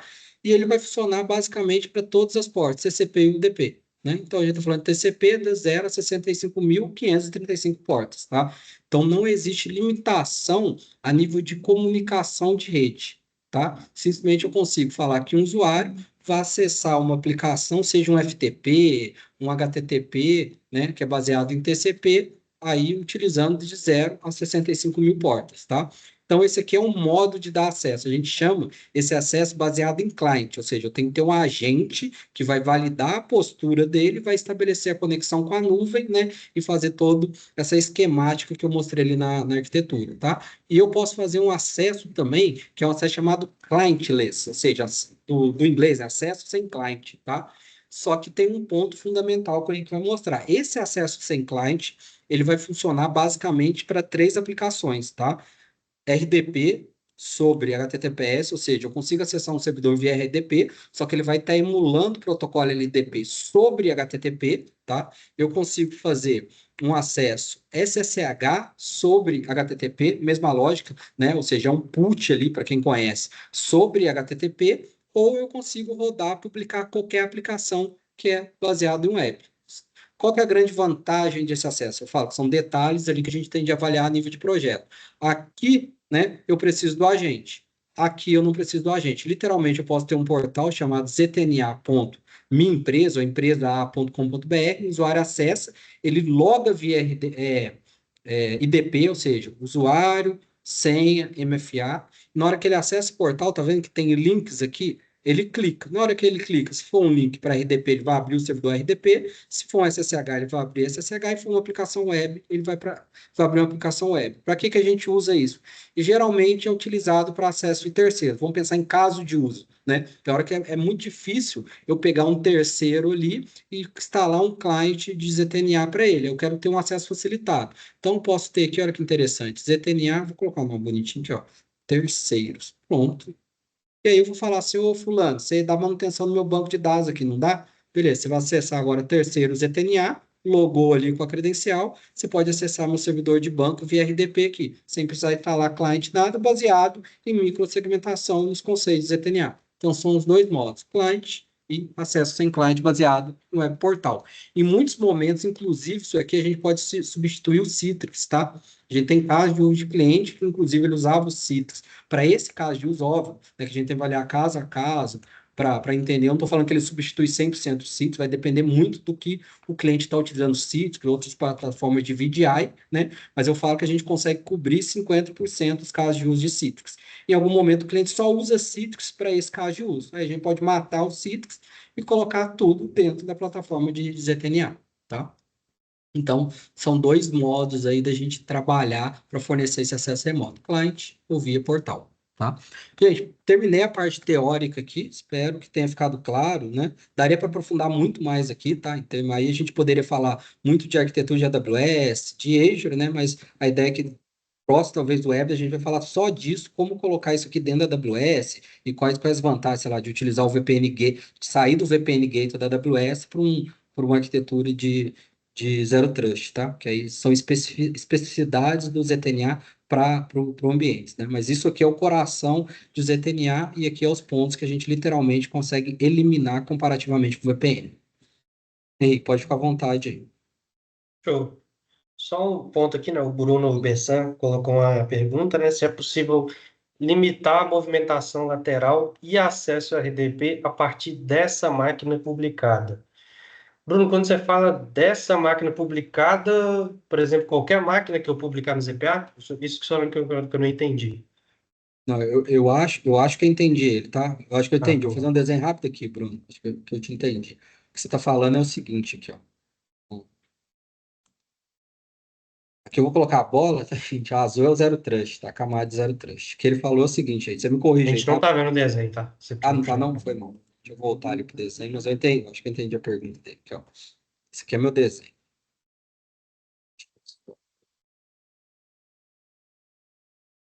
Aqui é a máquina do usuário. Esse aqui é o servidor RDP. Perfeito? Seguinte, o que que eu vou fazer, tá? A gente vai validar a postura nesse acesso aqui, que é o que você já sabe. O antivírus dele tá on, ele tá com certificado. O cara acessou aqui, tá? Vou imaginar que o cara é um ninja, tá? Ou o cara nem precisa ser ninja, o cara é um usuário da própria empresa nossa, que pode acontecer, ele tá mal intencionado. Ele vem aqui, ó, e ele roda um exploit aqui. O que você está me falando é o seguinte: se essa máquina de RDP porventura tem alguma conexão com outra máquina de RDP aqui, ó, a nível de rede, né? E ele está acessando aqui o RDP e ele consegue transferir esse exploit pelo RDP, aqui ele pode pular, tá? Aqui pode ser que exista um risco aqui, tá? Aí a gente conseguiria minimizar esse risco, né? Tem solução para isso. Eu teria de utilizar esse acesso aqui, ó. Por Via quê? o Privilege Remote, a gente Isso, porque consegue limitar o upload e Isso. envio de dado, né? Com Ctrl+C, Ctrl+V. Então, o usuário que está conectando ali no RDP, ele não conseguiria enviar um arquivo ou fazer qualquer tipo de transferência ou copiar e colar nada lá para essa máquina. Então, Isso. eu conseguiria mitigar dessa forma. Tá? Perfeito. Eu acho que sua pergunta é essa, né, Bruno? Porque eu acho que você já tinha me comentado, acho que a gente já conversou sobre isso, mas não lembro se a gente ter aprofundado. Então, nesse acesso, o que que eu te recomendo? Falou, vamos pensar em preocupação, porque vamos lá, é complexo. Terceiro, Leandro, eu quero reduzir o risco de terceiro. Vá lá, habilita o privilégio Access Mode, por quê? Você vai me entender. Aqui eu estou transferindo pixel e dentro da configuração, literalmente, eu tenho uma caixinha, foi o que o Henrique falou, que é um check mesmo, é um checkbox aqui, que tá tipo assim, ó, disable copy, Eu consigo paste, mostrar isso aqui. RDP. Você vai lá e vai desativar isso aqui. Então, literalmente, o cara pode estar com exploit aqui, tá? Ele não vai conseguir interagir, porque ele tá recebendo pixel, atualização de tela, e a gente desabilitou isso aqui. Aí a gente pode falar que ele não consegue da máquina aqui subir nenhum arquivo. Se ele tiver no client, como ele está trabalhando com rede aqui, ele conseguiria upar sim, tá? Então, Ao justamente menos devido que a essa questão que a gente recomenda utilizar o acesso RDP via Privilege Remote Access, por ter essa otimização de segurança. Isso. Por isso que eu dei o exemplo, se o cara tem que estar meio mal intencionado, a empresa, porque como eu estou fazendo validação de postura no Zero Trust, querendo ou não, se o meu antivírus está integrado ali, e vamos pegar o exemplo mais específico, tá? Mas o estado da arte, o CrowdStrike ali, ou o Sentinel-1, eu fiz validação, o cara pega o score, é muito difícil, sei lá, o cara aí eu vou ser bem técnico aqui, o cara estava zipado o exploit que ele ia rodar de RDP, ou sei lá o que ele ia fazer, tá? Ele dissipou o antivírus vai pegar, o antivírus pegou, ele subiu o score de risco. O score de risco tem peso, o cara toma deny lá no Zero Trust, sacou? Então teria de ter uma junção ali, já ter falar, ter até uma evolução ali, né? Não é antivírus on e off, não, é baseado em score. Que eu conseguiria pegar ali o cara desupando ali um exploit, sacou? Mas se eu quiser reduzir a zero, utilizo o privilege Remote Access, que é esse acesso baseado só em transmissão de tela e pixel. E é importante ter também a parte de EDR, XDR na máquina destino, né, no RDP, para caso ela receba algo desse nível, ela também esteja protegida, né? Sempre a gente lembrando das camadas de proteção, né? Basicamente isso. Eu espero que tenha sido satisfatório. Se não, né, se é cliente, você pode chamar a gente, que a gente aprofunda nisso também. Isso aí. Bom, pessoal, alguém tem mais alguma dúvida dos pontos que o Leandro trouxe aí, da apresentação? Quer fazer mais alguma pergunta? Agora a gente passaria para outra etapa aqui, um pouco mais prática. Acho que não. Então, seguimos aqui. Deixa eu compartilhar minha tela. Então, pessoal, só para a gente dar um andamento aqui, agora eu vou mostrar um pouco mais na prática, né, como que funcionaria esse cenário aí do ambiente com o ZPA. Desculpa a voz um pouco rouca, que eu estava meio gripado, aí minha voz está um pouquinho rouca, mas acho que vai dar certinho aqui. Então, só para demonstrar o ambiente que eu vou mostrar para vocês aqui, o laboratório, é um ambiente de laboratório que a gente tem no Wave, que a gente tem um ZPA também aqui de laboratório. E o seguinte, o que eu tenho aqui nesse ambiente de laboratório, tá? Vou até mostrar os recursos aqui para vocês. Eu tenho um App Connector e eu tenho uma máquina Windows que eu vou simular o acesso nela via RDP. E a gente tem duas formas de acessar, né? Tanto via Browser Access, que é o acesso clientless, né? Exemplo, casos de uso, eu tenho um terceiro que eu preciso fornecer acesso para ele, mas eu não consigo instalar um agente na máquina dele, a gente consegue utilizar. E o acesso via client, né? Para vocês verem toda a parte de postura funcionando, tudo certinho. Perfeito? Então, a gente dando andamento aqui nessa configuração. Deixa eu sair e compartilhar aqui de novo. Na hora que eu estou maximizando, ele está mostrando uma outra página. Agora vai. Show. Compartilhei de novo aqui. Então, perfeito. Então, aqui no meu eixo, eu tenho esse App Connector meu, ele está running aqui, está ligado, está bonitinho. E eu tenho aqui, dentro do meu portal do ZPA, que é aqui onde a gente faz toda a parte de configuração. Esse aqui, então, é o meu tenant, né, de acesso para gerência. Eu tenho também todas as minhas máquinas, todas as políticas aqui dentro. Então, quando eu venho aqui para ver o meu App Connector, né, que é quem vai fazer a ponte de acesso, ele já está conectado aqui, ele está up, então ele está sincronizado com a minha nuvem. E aí, ponto importante, dentro de um projeto de ZPA, um ambiente de ZPA, basicamente a única coisa que a gente precisa para funcionar é isso daqui. Então, é um App Connector e que ele tenha comunicação, você pode ver que eu tenho um peering aqui lá no Azure, né, para quem conhece de Azure, com a aplicação que eu quero publicar. Nesse caso aqui, eu vou acessar ela via nome. Esse App Connector está com o DNS próprio, ele está resolvendo o nome dessa máquina. Então, eu consigo acessar ela via nome sem a necessidade, né, de dar visibilidade do IP lá para o usuário. Perfeito? Então, voltando aqui para o nosso portal. Então, eu tenho o nosso App Connector lá dentro, azulzinho, tudo ok. E eu tenho também as nossas configurações com os nossos App Segment, né, o Application Segment. O Application Segment é onde eu vou fazer ali, igual o nome já diz, né, a segmentação das aplicações. Então, basicamente é o único momento que eu vou mexer com IP, nome, porta, alguma coisa do tipo. Então, a aplicação que eu quero acessar, né, que eu quero publicar e que eu quero chegar até ela, é essa RDP.NOW Scilab local, que é a máquina que eu mostrei para vocês, que ela também está aqui, está no meu Azure. E essa máquina aqui, o único momento que eu tenho que definir IP ou algo do tipo é aqui no AppSegment. Então, eu defini qual que é o endereço dela, tanto poderia ser um IP ou um nome, nesse caso aqui o nome é sempre mais fácil, né? Por não dar visibilidade desse IP para o usuário, ele não conseguiria resolver, depois eu consigo mostrar isso para vocês. E é um acesso RDP, então eu consigo definir aqui, né, em qual protocolo, em qual porta que eu quero acessar aquela aplicação. Lembrando que o ZPA vai suportar aí, né, desde a porta 0 até a porta 65.500 lá, para você efetuar acesso. Ah, Henrique, eu tenho uma aplicação aqui na porta 5.000 TCP. Beleza, a gente consegue fornecer o acesso por aqui, não vai ter esse nível de limitação. Então, a partir do momento que eu tenho o meu App Segment, o meu App Connector, né, o meu App Connector está comunicando com o meu segmento de aplicação, aí sim eu vou fazer a liberação. Muito importante. Obviamente, eu estou com o agente da Zscaler, né, autenticado, está vinculado ao meu provedor de identidade. E aí, a partir do momento que eu tenho isso, já é os primeiros passos, né, de requisito para eu ter o acesso. E aqui na política que a gente vai conseguir identificar bem todos aqueles tópicos que o Leandro mostrou lá, que é a facilidade de gestão, que é a questão de Zero Trust, do acesso pré-existente, que é o quê? Que aqui na política vocês podem ver que é bem simples, eu não defino IP, porta, rede, nem nada do tipo que você sabe.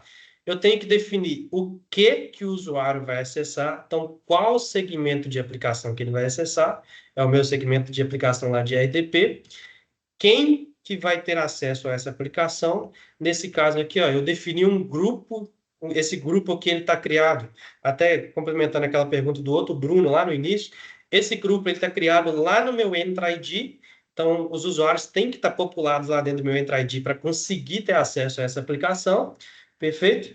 E eu vou colocar aqui qual a postura de acesso esse usuário deve ter. Nesse caso aqui, os usuários têm que estar, né, com o Windows da versão 10 e os usuários têm que estar com um certificado instalado na máquina dele, um certificado da NowSite. Então, essa questão do certificado é importante porque, a partir do momento que eu tenho certificado, eu já consigo mitigar, por exemplo, do usuário acessar essa aplicação ou utilizar os acessos aqui do ZPA numa máquina pessoal ou numa máquina que não é corporativa, uma máquina que a gente não controla. E aqui nas políticas vocês podem ver que ela trabalha com critério, né? Então ele tem que estar com ambas ativas. Poderia ser um OR aqui também, ou seja, ele poderia estar só ou com Windows 10 ou com certificado cliente. E aqui, pessoal, é um mundo. Eu poderia adicionar, o usuário tem que estar logado no domínio, ele tem que ter o antivírus, desculpa, ele tem que ter o antivírus e tem que ter o certificado. Então, assim, vai muito de acordo com o que eu quero ter para o negócio. E a questão de ter a segmentação de aplicação e ter as políticas de acesso, me dá também a liberdade de trabalhar isso de forma granular. Ah, como assim? Cara, eu quero criar uma regra para o financeiro acessar a aplicação XYZ com a postura XPTO. Agora, para TI acessar a mesma aplicação, eu quero aplicar outro tipo de postura. Ou, eventualmente, terceiros que têm agente meu instalado do Zscaler, eu quero ter uma postura ainda mais rigorosa. Então, o fato de a gente ter o segmento de aplicação e o fato de eu poder criar várias políticas de acesso me permite também granular esses acessos de acordo com o que é melhor para o meu negócio. Perfeito? Pessoal, até aqui, alguma dúvida? Tá tranquilo? Tá indo muito rápido? Qualquer coisa podem pontuar no chat também, que eu estou de olho aqui na outra tela. Beleza, então eu tenho aqui o meu controle de acesso nessa aplicação de RDP. Eu estou dentro desse grupo aqui e eu tenho o Windows 10 e anteriormente aqui, né, eu já tinha instalado o nosso certificado de acesso lá, o nullsci.com.br. Então, se eu voltar aqui no Application Segment, só para a gente ver qual aplicação, né, para vocês verem que está batendo certinho, é esse RDP no scilab.local, perfeito? Então, se eu tentar acessar esse cara, estou chegando lá normalmente. Então, se ele pediu a tela de login, é porque eu cheguei lá na aplicação. Até para a gente ser prático, que eu não vou logar lá no Windows dele. Então, eu consegui chegar lá. Beleza. Igual o Leandro pontuou anteriormente ali, né, que esse acesso aqui ele não é pré-existente. Então, como que a gente consegue validar isso? Eu vou vir aqui e eu vou sair da minha postura de acesso. Então, eu vou excluir o meu certificado, que é um dos pré-requisitos que tem para acessar aquela aplicação lá na política. Então, eu excluí o certificado da NoSci aqui, como vocês podem ver. Lá na minha política, ele obriga que o usuário tenha certificado, né? Ele tem que ter o Client Certificate aqui para acessar a aplicação. Então, vou dar um update policy aqui só para a política aplicar de imediato. Isso aqui não é necessário no dia a dia, isso é apenas para o lado de fluir mais rápido, tá? Então, apliquei a política para ela aplicar de imediato e vou tentar acessar novamente. Então, eu já não estou chegando lá na aplicação mais. Não estou chegando mais na minha máquina de RDP.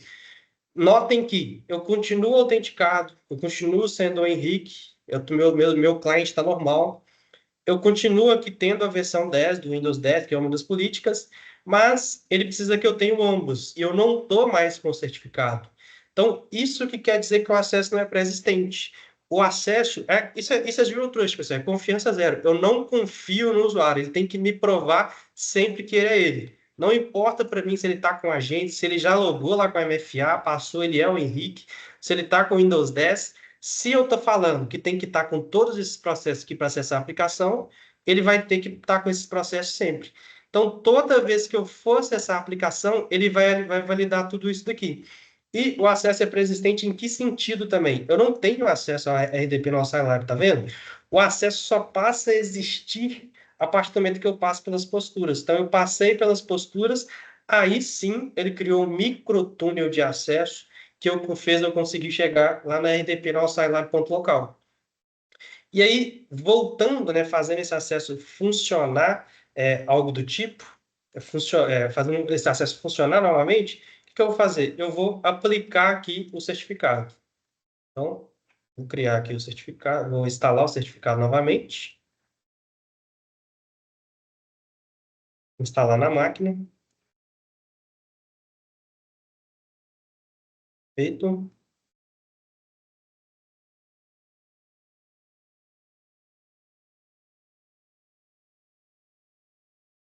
Vou colocar na minha pasta de autorização de arraiz autênticos confiáveis, né? Show. A importação do certificado teve êxito. Se eu vier aqui, ele já vai estar aparecendo aqui novamente. Show de bola. Então, vou dar um update policy aqui para a política aplicar de imediato.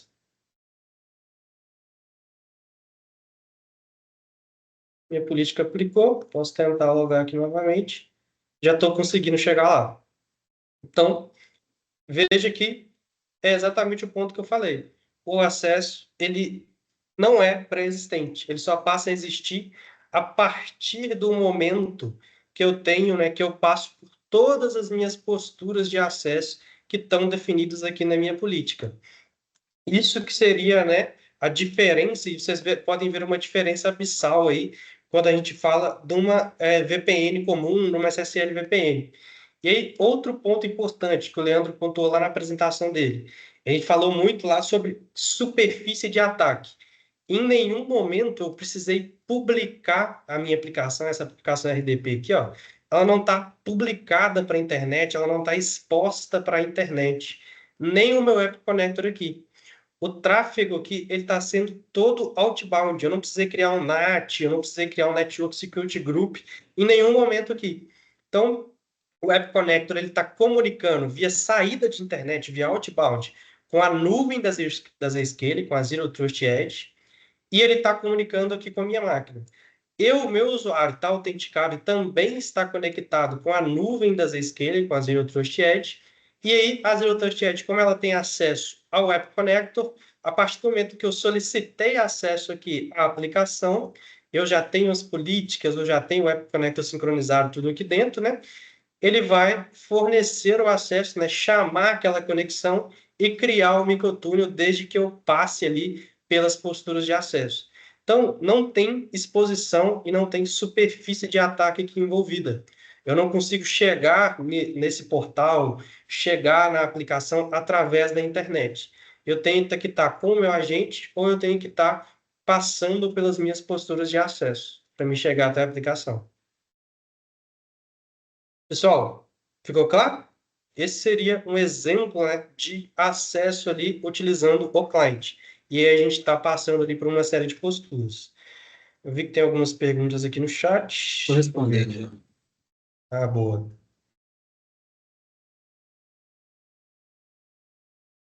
Perfeito. O Bruno colocou no final ali todas as ações monitoradas nesse cenário. Sim, aqui, Bruno, eu consigo ter uma ideia.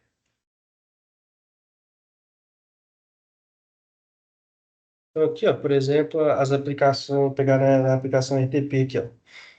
Aqui são todos os acessos que teve na aplicação de RDP. Então, ele mostra aqui, por exemplo, qual o tempo que o usuário ficou logado, por exemplo, a conexão do usuário, qual que é o grupo, qual que é a política que ele pegou, qual que é a localidade. Então, tanto os acessos que são efetuados, quanto os acessos de erro, eles vão aparecer aqui. Inclusive, dando algum erro, né, ou algo do tipo, ele traz aqui qual que foi a postura de acesso ou o motivo que aquele usuário não conseguiu se autenticar. Então, o usuário não conseguiu se autenticar por causa de determinada política. Então, ele vai aparecer aqui, né, que a conexão foi fechada lá pela nuvem e que esse usuário não passou na validação de determinada postura que ele estava acessando. Então, a gente tem toda a visibilidade e monitoramento disso daqui, tá? E você consegue também levar isso daqui, que aí acho que é, inclusive, o mundo ideal, você consegue levar isso daqui para uma plataforma de fora. Exemplo, um CIEM. E aí você cria um caso de uso lá no seu CIEM. Se bateu aqui que o usuário não conseguiu se conectar a uma determinada aplicação por 5 vezes. Deu erro lá, ele não passar em postura. Então, isso aí vai lá e gera um incidente com o seu time de Service Desk avaliar. Por quê? Todos os logs de não acesso, eles vão aqui para o nosso dashboard e para a parte de analytics. Então, você consegue tanto ter alguém monitorando isso daqui para ver, quanto vincular isso numa plataforma de CIEM para você ter um monitoramento, né, de casos de uso e criar incidentes em cima desse acesso. Veja se eu respondi ok aí. E aí, a gente tem também o acesso via browser. Então, aí que eu tenho aqui usuários terceiros dentro do meu ambiente, eu não consigo instalar agente na máquina deles, mas eu preciso fornecer acesso a uma máquina RDP que está aqui no meu ambiente, a uma máquina SSH ou a um portal http/https. Perfeito, a gente consegue acessar via Browser Access. Então, aqui, ó, eu tenho um portal criado de acesso, portal de acesso privilegiado criado. Eu que escolhi esse nome aqui e adicionei ao lá o DNS da NowSci. Então, Zscaler Privilege BA, nowsci.com.br, que é esse acesso aqui. E eu tenho duas aplicações aqui. Aquela mesma que eu acessei junto com vocês, da parte de RDP, e eu tenho uma outra aplicação SSH. Então, a partir do momento que ele está aparecendo no meu portal aqui, então, se eu tentar acessar, ele deve me pedir o login aqui, né, de novo. que eu fiquei um tempinho sem logar, enquanto eu estava apresentando a outra para vocês. Então, vou simular aqui, né, que eu sou um terceiro, por exemplo. E aí, deixa eu logar aqui. Vou colocar a senha, né, da minha máquina RDP.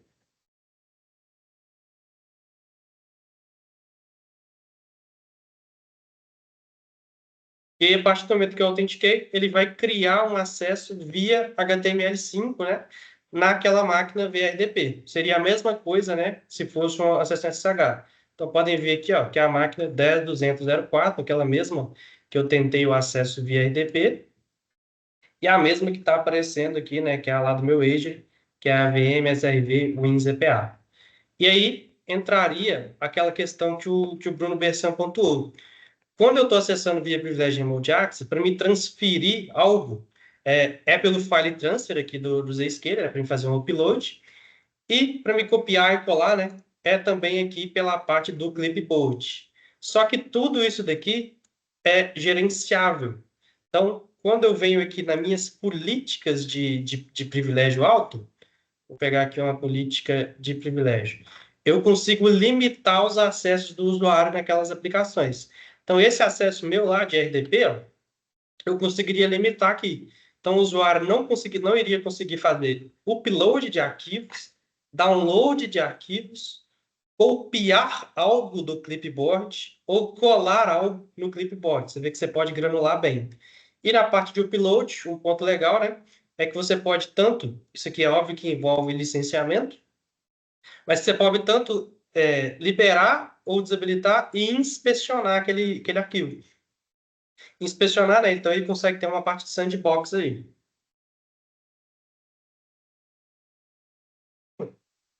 Aí Agora tá só um ruim. complemento aí, Henrique, quando você está respirando aí. Ô, Bruno, tá vendo? Aí você tem controle total, ué. Porque, vamos falar, esse módulo, ele foi criado exatamente por isso. Aí tem até outra pessoa que perguntou aí no chat, né? Você não, acho que ele nunca comentou disso também. Até um recurso mais recente, tá? Esse módulo aí você consegue, inclusive, gravar, tá? Então, eu acho bem legal. E além de gravar, você consegue também, acho que ninguém perguntou, mas também tem no módulo, né, que não está habilitado nesse nosso ambiente lab aí, que é a gravação, mas o controle de credencial, tá?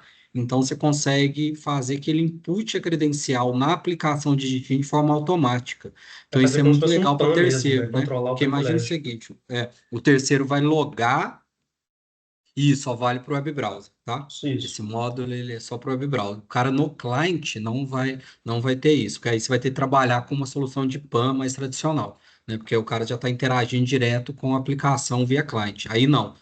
Como o browser Axe ele cria esse, vamos chamar de man in the middle, aí a gente consegue fazer esse controle, porque a gente está virtualizando o RDP sobre HTTP, tá? Então, Ele está usando um nesse módulo. HTML5 aqui para Isso, abrir. HTML5. Então, eu consigo fazer todo esse controle, fazer gravação e ter controle de credencial. Então, para um acesso terceiro, assim, falar, ele é perfeito para esse ponto, né?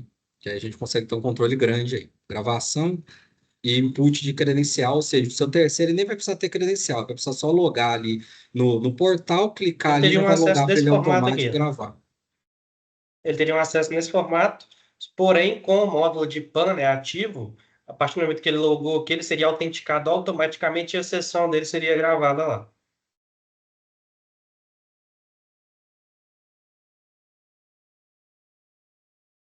É compatível com outros antivírus, sim. A questão do CrowdStrike e Sentinel-On, o Wardney, não sei se eu pronunciei seu nome correto, a questão do Sentinel-On e do CrowdStrike, que hoje eles têm um nível de integração com as Zscaler um pouco maior que os outros antivírus. Ah, o Defender também, bom ponto, Leandro. Que aí você consegue pegar nível de score, você consegue vincular o ZPA. Os outros antivírus, todos os principais do mercado, a gente consegue validar se ele está ativo ou não na máquina, tá? Então, você tem, sei lá, o S7, o Symantec, aí a gente vai conseguir validar na parte de postura, igual como se fosse essa postura do meu certificado aqui, ó, a gente conseguiria validar se ele está ativo ou se ele está desativado na máquina, beleza? Mas o CrowdStrike, o Defender e o Sentinel, hoje, por enquanto, né, eles seriam uma sincronização um pouco maior, trazendo outro nível de integração ali. Pessoal, Basicamente era isso. Leandro, tem algum ponto que você quer complementar aqui nessa parte de demonstração? Não, perfeito. Acho que o único ponto é para mostrar ao pessoal que não tem rede aí, né? Não tem roteamento, nada. É, eu não Você precisei criar nenhum publica tipo ali, de cria o política de IP. segmento e vida que segue. O trabalho é fazer isso aí, ó, que a gente está mostrando. Que é microsegmentar e fazer as amarrações aí. O Perfeito. que eu falo é muito trabalho de governança, né? Que vamos falar tecnicamente, né? Vamos aí colocando o chapéu aí de vocês, eu sou Uhum. analista de cibersegurança, sou analista de TI, beleza, a gente sabe configurar. Mas ao que acesso ao que, tem hora que passa muito até pelo setor, né? Que, por exemplo, imagina que o gerente de RH lá, ele acessa 30 aplicações. Isso. Geralmente a TI não sabe disso, principalmente quando a empresa é grande. Então aí tem que ter um trabalho de organização desses acessos para depois refletir nas regras do Zero Trust. Então, um trabalho É, aí que envolve até as áreas de negócio, se a gente for aprofundar. dentro de um projeto de ZPA, a parte de execução é a que gasta menos tempo, a execução de executar algo. O que você vai gastar mais tempo é justamente nessa parte aqui, ó. Normalmente a TI ou a empresa não tem, e é normal, é tranquilo isso, não tem tabelado, né, todas as aplicações, qual que é o endereço, qual que é a porta de que todos os usuários no ambiente usam. Imagina uma empresa de 1.000 usuários ter tabelado isso. Então, a gente faz, né, o que que a gente chama aqui de auto-discover. Então, a gente deixa ativo ali, pegando todas as aplicações que o usuário está acessando, e ele consegue gerar aqui para a gente todas as aplicações que foram descobertas, né? Então, o usuário Carlos Alberto, ele acessou 30 aplicações. Então, ele vai ter lá qual que é o endereço e qual que é a porta daquela aplicação. Então, a gente deixa rodando ali mais ou menos uns 3 semanas, uns 7 dias, 2 ou 3 semanas, e aí você consegue ter uma lista aqui de todas as aplicações que foram acessadas no ambiente. Aí sim, você começa o processo de maturidade, de criar os segmentos e aplicar aqueles segmentos ali de acordo com os usuários devidos. Mas no início do projeto, realmente o mais trabalhoso é você ter esse levantamento de quais aplicações que eu preciso colocar aqui dentro do meu ZPA. Olha, só não entendi muito bem sua pergunta. Mas na verdade, ele vai validar, se me corrija se eu estiver errado, tá? Mas ele vai validar ali na máquina, né? Ou seja, como eu tenho um agente instalado, né? Como ele olhasse, ele falou assim, opa, tem um CrowdStrike rodando na máquina. Mas ele não vai lá no portal, por exemplo, fazer essa validação, não, tá? Ele olha a própria máquina, ou seja, tá instalado ou não tá, tá online ou não tá, né? Eu sei que alguns vendors, por exemplo, o Sentinel One, quando ele não está se comunicando com o portal, o antivírus fica off.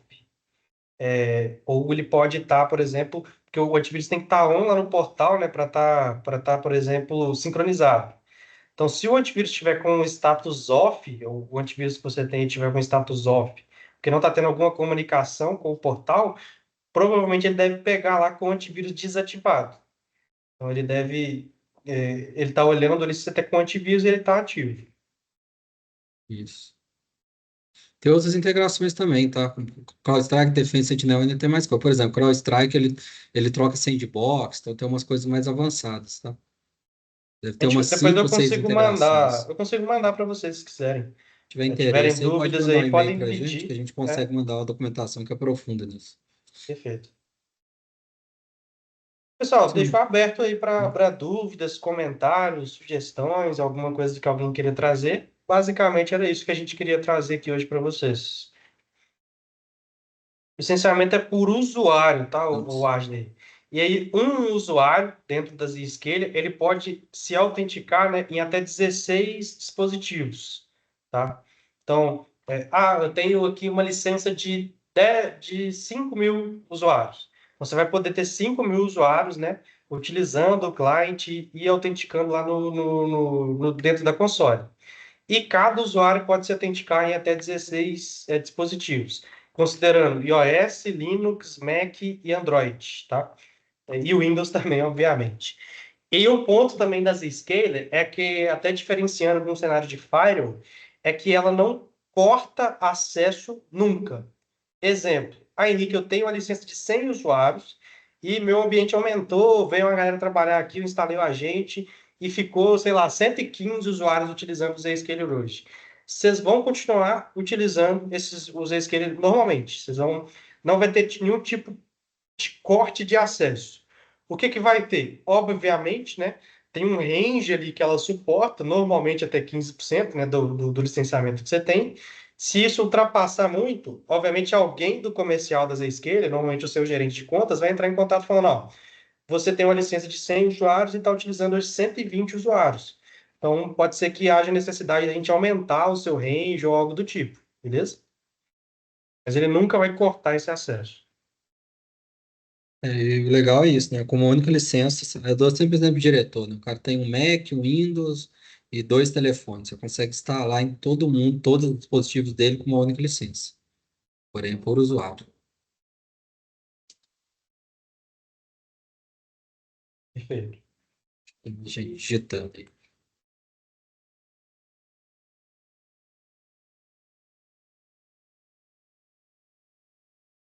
Só, acho que é isso, né? E quem tiver dúvida também, quiser discutir alguma questão mais específica de arquitetura para AWS, Azure, né? E quais são as vantagens, que aí é aquele cenário que eu falei, né? Ah, por que que eu não uso VPN e um Firewall na AWS? Porque tem muita gente que está assim, né? Sei lá, tem um Fortinet publicando o ambiente todo de nuvem via Fortinet. Já cai naquele ponto lá, né? Tem um risco lá, de IP público e tudo mais. E detalhes mais específicos ali de segmentação para AWS, que aí é alguns detalhes de Isso. arquitetura para esse ambiente cloud. O Adley, para prover acesso a um file server é bem tranquilo, tá? Porque o file server ele acessa via TCP, né? Ele vai usar ali porta 445, SMB e algumas outras portas ali de file transfer. Então, assim, não teria limitação, não, bem tranquilo de fornecer esse acesso, tá? Então, o Luiz, não tem hardware do ponto de vista que eu não preciso colocar nada na sua nuvem dentro da sua casa. Na verdade, é o seguinte, Leandro, eu tenho um data center na AWS. A gente vai subir uma VM na AWS com a imagem do App Connector, tá? Mas é super leve, tá? É 4 CPU e 2 GB. Porque eu não processo nada nessa VM, ela só faz um forward do tráfego para dentro da nuvem da Zscaler. É como se fosse um roteador, tá? Então a máquina é super leve. É basicamente a menor maquininha ali da nuvem e para É. dentro do seu ambiente local, a mesma coisa. Uma máquina ali de 4 GB já dá conta de, sim, não tem o número exato, mas se não por usuário, vou falar por banda, tá? Uma máquina processa aí, ó, 500 megabits por segundo, que é banda pra caramba. Muita coisa. Muita banda aí. Ou E se seja, for nunca mais de hardware 4 GB referente ao processa isso. agente, não há preocupação também, porque esse agente aqui ele não processa nada em máquina, é tudo em nuvem. A única coisa que ele faz é prover uma conexão com o servidor da Zscaler. Tanto que depois eu posso mandar de curiosidade para vocês, o requisito de sistema para você instalar o agente é você ter 250 MB de RAM Né? e você ter 0,5% de CPU disponível. Então, assim, você pode estar com o CPU topado e que você vai conseguir usar. É. Esse que é o ponto, tá, gente? Quando a gente fala de uma arquitetura ZTNA mais moderna, além de todos aqueles 5 pilares ali, tem que trabalhar com uma solução que é moderna nesse ponto, né? Ou seja, sei lá, eu estou trabalhando com uma solução ZTNA, que ela é baseada em Firewall, você não está modernizando. Lembra que eu falei lá no início? Está utilizando uma arquitetura legada e colocando ZTNA em cima. Que aí você tem o mesmo problema, IP público de cara para a internet. Se surgir um bug, por exemplo, no Firewall, que roda ZTNA, que tem alguns fabricantes que implementam ZTNA em cima de Firewall, que vocês vão ter de fazer? Vocês vão ter de parar e atualizar lá. Aqui, quando a gente está falando de nuvem, é a mesma coisa. Vocês mexem com a AWS, né? Tem bug lá, sei lá, nível de AWS, vocês ficam nem sabendo disso. É a mesma lógica. O próprio fabricante que vai cuidar. A gente está rodando tudo em nuvem, tá? A única coisa que a gente coloca dentro é um app connector. E até esse app connector, ele é atualizado automático, tá? A gente não tem que fazer atualização. O único requisito que a gente coloca em HA, tá? Ô, Dinei, o que acontece? Em relação ao POC, aí você pode mandar um e-mail para a gente, deixa eu mandar um e-mail aqui, e quem tiver mais interesse em explorar arquitetura mais avançada para a nuvem, é só mandar um e-mail que a gente marca um papo só para me entender com os usuários que têm, qual que é a sua necessidade, até para a gente direcionar a prova de conceito, tá? Perfeito. Só mandar um E e-mail hoje, que... qualquer dúvida de algum cenário mais específico, a gente consegue simular para vocês hoje no nosso ambiente também. Aí, Henrique, eu queria ver um acesso de, sei lá, de um HTTPS, um acesso a um file server, né, igual É, pontuaram antes. Como que funcionaria aqui? Tranquilo, a gente consegue mostrar para vocês funcionando mesmo na prática, tá? Para a isso, gente alinhar certinho. porque a gente tem tudo rodando aqui. Ah, quero colocar ZTNA na minha AWS, quero colocar ZTNA no meu Azure, no meu Oracle Cloud, tranquilo, né? É só falar, que aí não falar, é a mesma base, né? Só entender aí qual que é a nuvem e você vai colocar ou na nuvem ou dentro do data center local.